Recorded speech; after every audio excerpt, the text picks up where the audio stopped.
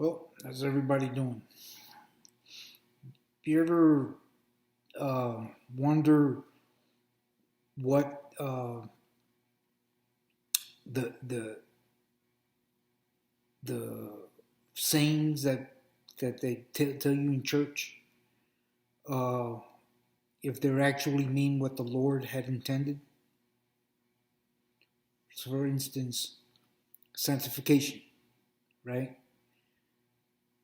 Uh, they make it seem like you have to be holy for the separation of the Lord.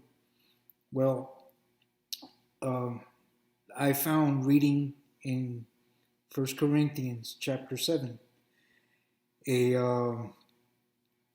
a particular passage that takes the sanctification to a whole new level. Sanctification means to be separated for the God's use, right? Not It's not that you have to be special, right? Because let me show you here. In at verse 1, it tells you, it starts off, you know, laying down the groundwork. Okay, I'm gonna go ahead and read it. Now, for the matters you wrote about, it is about it is good for a man not to marry.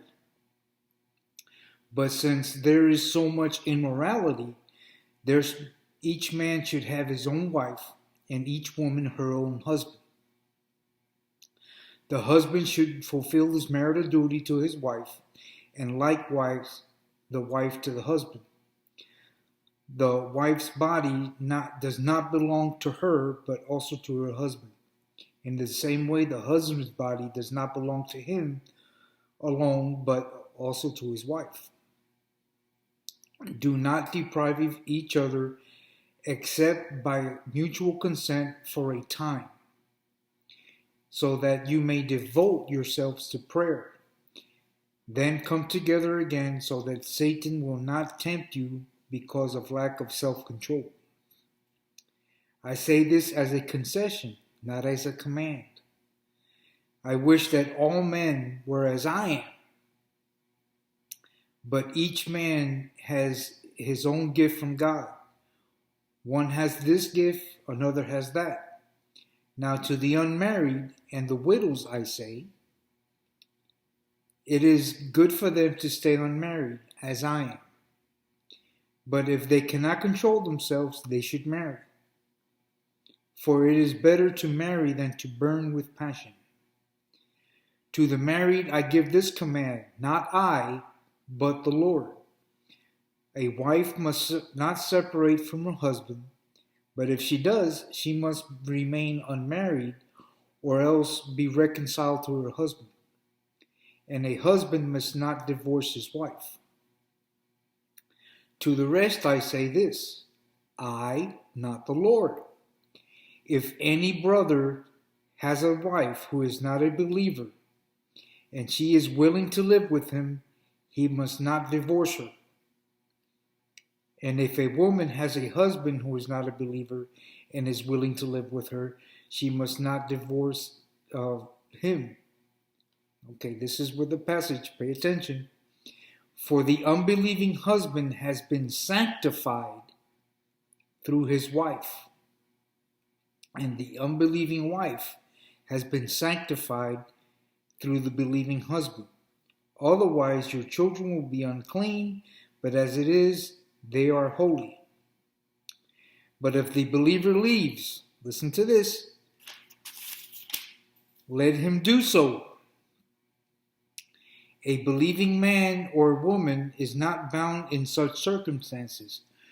God has called us to live in peace. How do you know, wife, whether you will save your husband? Or do you not know, the husband, whether you will save your wife? Okay, so you're a believer, or you were not a believer, then you became a believer. Your spouse decides, I'm not into that. You go ahead, do your own thing. Just leave me out of it, right? And then it tells that is sanctified, that the unbelieving spouse is sanctified by the believing spouse. That means he's separated for the work of the Lord, right?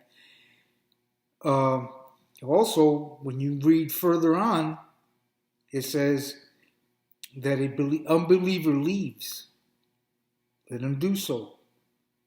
You read in there, you can say that don't let the door hit you with the Lord split you. Basically, that's what it says. So I am a product of my wife's belief in that particular promise, that I was sanctified by her, right? That, she held on to that belief no matter what I did, right? Because I came to the Lord kicking and screaming. So the Lord, in His mercy, I am what I am, right? So if you have unbelieving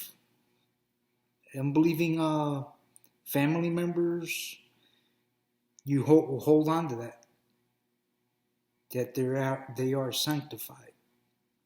So I'm gonna go ahead and leave you with that. Be blessed, people.